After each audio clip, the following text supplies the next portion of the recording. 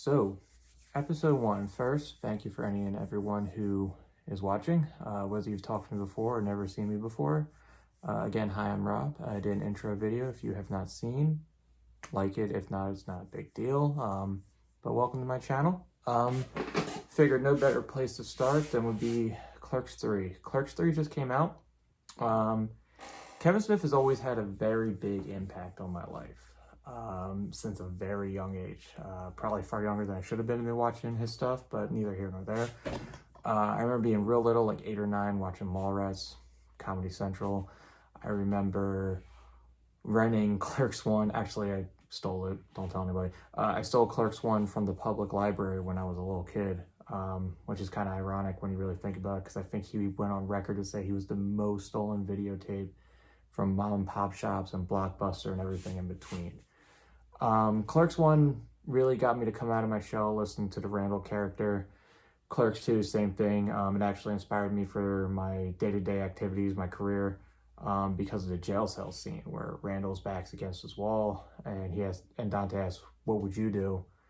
And he said he didn't need to be one of the sheep. He didn't need to braid up with everyone else. He just wanted to do what made sense to him. And that really resonated with me. It actually made me decide to do something with my life in that regards of maybe I don't need to do what everyone else does. Clerks 3 is no different. But before I go any further, if you made it this far, thank you. But this is going to go heavy into spoilers. I know a few of my friends haven't seen it yet. So that being said, if you are watching and I know you, thank you for your support. Turn it off now. That being said, this is your last warning. So Clerks 3 opens My Chemical Romance, which immediately from the door tells you he has a soundtrack in mind for this movie. Welcome to the Black Parade. Believe it, that sets the tone for everything moving forward. Opens typical Dante fashion, rolling up. Different car this time. He has like a minivan type thing. And in the opening montage, you find out Rosario Dawson passed away pretty much directly after Clerks 2, I would have to say, because it said 2006 on her obituary card and tombstone later in the film. So that immediately made me raise an eyebrow. I'm like, oh, I don't like that. Just because I really want to see more of her. I understand she's doing a lot of stuff, so I appreciate her being in the movie, and her scenes are fantastic. That being said, Randall comes into the fray, Jay and Silent Bob, everything's good, and the opening 5 minutes are just non-stop Easter eggs. So much so, Jay and Silent Bob doing their thing, but the guy they deal to, if anyone noticed, he has a Happy Scrappy Hero pup shirt, which is one of the movies Randall rattles off in front of the mom in Clerks 1. And then the movie just kind of goes. Elias and Randall are talking. Randall's talking about his typical blasphemous stuff and causes him to have a heart attack. Elias actually prays for the heart attack, which he thinks is an act from God. That being said, immediately goes to the hospital. Similar to what happened to Kevin Smith with his Widowmaker. It's almost like word for what he explained the experience from, he just did it from Randall's perspective. And if you know anything about the character Randall, that's who Kevin Smith ideally would have been in the movie if, quote unquote, he could memorize dialogue. So I find that very funny that Kevin Smith immediately impacts this character, this fictional character's life, with the events that transpired in his own life. Then they go to the hospital scene. They explain to him what's happening, how it's the Widowmaker, just like Kevin Smith. I can't remember her name. Is Amy something, is the doctor. I believe she's the Junker from Mandalorian, which is really funny because when she's operating on Randall, he's explaining to her the Mandalorian season 2 ending, which is really funny because she's in the show. While this is happening, Elias and Dante are in the waiting room waiting to see what happens to their best friend. And they begin to pray, and when nothing happens, Elias immediately sacrifices his soul to the devil and becomes a straight-up Satanist. Through the entire movie, Elias steals the show. Every scene is a different costume, so much so he even wears Rocky Horror Picture, to any and everything in between. And he even has his own Silent Bob, quote-unquote, they say in the movie, blockchain something, which is actually played by Harley Quinn, Kevin Smith's daughter's boyfriend, Austin...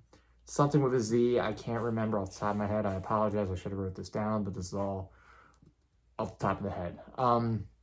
All that being said, after Randall comes through and everything's okay, he does the Kevin Smith where he wants to make a movie about Quick Stop, and what he went through, so he leaves an impact on his life, influenced by Dante, because Dante said he could have made a really cool movie, he thought. Through there, the movie just kind of goes. Basically what happens is they're trying to find funding. Randall's hyper fixated on this movie. So many references, so many Easter eggs, so many jokes that if you know, you know. Even there's a scene where Jay can't get out, like he can't dance in front of these quote unquote people, so they have to go into RST video, which actually mirrors what happened to Kevin Smith when he was filming the movie, because Muse wouldn't dance in front of the quote unquote group of people, and it was, I believe, Scott Mosier and the producer, and that was it. So they had to go inside RST video to film the scene so Jay could get the scene out. Even so much so that there was a scene in the movie where Jay, the character, can't get out the line, there's a million fine looking people in the world, most of them won't cheat on you, dude. They'll just bring you lasagna, or it won't bring you lasagna to work, they'll just cheat on you. So Silent Bob gets frustrated in the movie, spits it out, and does that as well. So there's a lot of, if you know, you know, Easter eggs. And like Kevin Smith said the entire time, he's making a movie for the fans. And this is really what this movie is. It's just a movie for the fans, the hardcore fans, I might add. Like anyone who read the Wikipedia pages, watched Evening with, listened to the commentary tracks, watched the behind the things, watched the documentary on Clerks 2. Even the show has a few Easter eggs where there's the character from the Clerks cartoon, Lando, makes an appearance. And just like in the show, he really doesn't do anything. He just sits there and his wife takes the scene, which is a really funny scene, I might add. But from that point on, I'm sorry, I got a little sidetracked there. Randall's trying to find financing, so much so that Dante does the Dante approach, and he calls his ex-wife, swallows his soul, or would have been ex-wife, but his girlfriend from Clerks 2, Emma, puts up his end of Quick Stop to get the money to make Randall's movie. And a lot of the movie is just what happened in Clerks 1, Clerks 2, and they're going through it, they're doing scenes, they're doing their thing. It's really funny, really heartfelt stuff from Kevin Smith, where you can tell he literally just poured his soul into it. He wanted to make a movie for himself, his fans, and really that's it. Like I can't recommend this movie too hard to anyone who's never seen Clerks, because it's very tough watch, but it's a very perfect ending, and I'll get there in a minute. But with that, like I said, he puts up his half a Quick Stop to get the movie made, and then the movie continues and continues and continues, and they're filming the scenes, they're doing little Easter eggs, have Jay and Silent Bob involved with the production, Elias involved with the production, Blockchain involved with the production. What happens eventually is they try to do the donkey show scene from Clerks 2, and like I said earlier, Rosario Dawson's character passed away, and during the film, Dante sees her spirit everywhere. A graveyard scene, stuff like that. I really think, I haven't done any research, but I feel like they only had Rosario Dawson for maybe 2 days of shooting, because she's not in a lot of scenes, but her scenes are fantastic. Brian O'Halloran, really emotional, tries very hard to do something different you've never seen from him, and good on him for really just going out there in his 50s and just trying to be very emotional in this movie. I think he did very well, all things considered. But what basically happens is they go to film the docu scene, and he can't do it. So he dips out, has a panic attack, basically leaves, and before the scene can even get shot, comes back to film more at the Quick Stop later that night, and him and Randall I'm getting a little ahead of myself. Dante comes in drunk as hell, and what basically happens is Randall and him have another almost jail cell-esque scene, but in the cooler. Like, he pulls him in the cooler, and basically they just have it out. Like, I don't know anyone who's known friends that long. Me and my best friend have known each other that long. Really how brothers do it. And the problem with that scene, or not problem, but the upsetting thing about that scene is Randall doesn't know what Dante's going through. So they go to do the salsa shark scene from Clerks 1 after the big blow up in the cooler, where Randall effectively rips him apart. And what happens then is Dante just loses it in the middle of the scene, goes off the script, and pretty much tells him how he really feels about him, how tough his life has been without Becky, how hard the life in general has been for him. And even the whole time, like Randall saying, my movie, my movie, my movie, my life, Dante reminds him he's been there the whole time. And in doing this, Dante actually has a heart attack, same heart attack, which was foreshadowed early in the movie by Dr. Leidenheimer, I think her name was. Amy, the Junker from Star Wars character. And they go to the hospital, and in this scene, Elias reveals, like, Elias and Randall are talking, and Randall's trying to leave to go work on the movie because it's the sole fixation of his career. It's the sole thing he wants to do. He doesn't care about anything else. He just cares about the movie. And in doing this, Elias pretty much shuts him down. Basically explains like, yo, he put up his half of the quick stop to his would have been ex-wife Emma, his ex-girlfriend Emma. I keep saying ex-wife, but ex-girlfriend Emma, who he hates, to get this movie made for you, Randall. He doesn't care about anything else. He just wants to see you happy. And Randall loses it at this point. It's very emotional for him. And he gets kicked out of the hospital effectively, runs to the quick stop, punches one of the guardrails, and just re-edits the whole movie. Makes it Dante. And earlier in the movie, he's explained that Dante is basically a sidekick.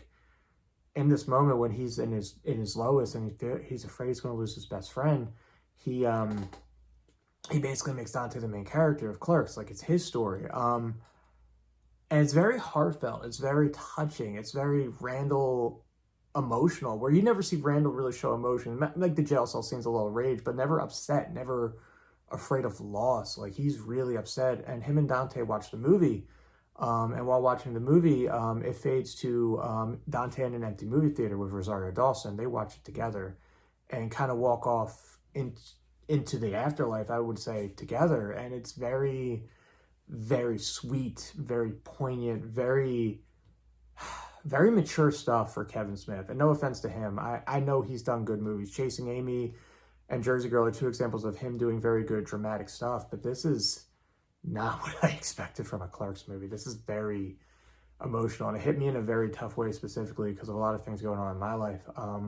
With my brother passed away earlier in the year, and I've been coming to terms with that a lot personally. And I know it sounds weird to a movie, but like I said earlier in this review, Clerks 2 gave me an idea of closure, or not closure. It gave me an idea of career, and what makes sense for me may not make sense for everyone else, so it doesn't matter. And that got me very far in life. And Clerks 3 gave me an idea of closure, where it's my chapter, or their chapter may be over, but your chapter's going. And in the epilogue of the movie, what basically happens at the funeral for Dante, and Randall delivers the line, he's not even supposed to be here today because he had to get in again. And in that, they go back to the quick stop, and he basically promotes Elias to his new best friend. It's something that was referenced in Clerks 2 when he thought Dante was leaving to go to Florida. And Emma comes in, and this is actually the second reference to the Clerks cartoon as well that I could find. There's probably more that I missed. I've only seen it once, and I haven't had a chance to really analyze it because I was just trying to enjoy the movie. But she comes in, and she was talking to them, saying about the collateral and how if Randall can't give her $30,000, then she's just going to own half the quick stop. And that's when Blockchain comes in, finally says lines of dialogue about how they had these cryptocurrencies in the beginning of the movie that all sold, so they made $1 million.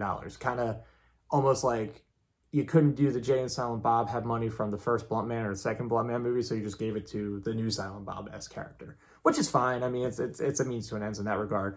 But Elias delivers a line of dialogue that I really thought was very in Elias mode, where he's like, I will never earn my place behind his counter because of how much he respects Dante, but I'll buy it. And he just throws 30 grand at Emma, which I thought was chef's kiss, really. Again, icing on the cake of how perfect Elias is in this movie. Again, like, he steals the show. As much as this is a Randall Dante third act, this is a great Elias movie. That being said, when she grabs the money, Emma says, well played, Clerks, as a reference to Leonardo, which I really wish he would have been in the movie, especially if I could fancy cast Leonardo. Vince McMahon ain't doing anything anymore, so can we get him for it? It would have been fantastic just to have him say, you just well played, Clerks, or something, or they went and borrowed money from anything, really. But that being said, movie fades out. They're buying weed from Jay and Silent Bob, Blockchain, and Elias, and it fades out to Randall reading a magazine and him watching, or Dante's spirits kind of watching over him, which, again, very, very hit me hard with the events going on in my life. That being said as well, it fades out. One critique I have, my one negative point, it's not Soul Asylum. It's a New Jersey-esque song. I forget the name of the song. It's fine. It's good for what it is. I would have appreciated any Soul Asylum even Misery again, Can't Even Tell. I just think it would have been better to close out with Soul Asylum, since it is Clerks 3 and the first two ended with Soul Asylum. But that being said, as the song's going, I don't know if this is in the DVD or not, but in the theater, Randall, he's explaining what he would have put that got cut, so it's not really part of the movie.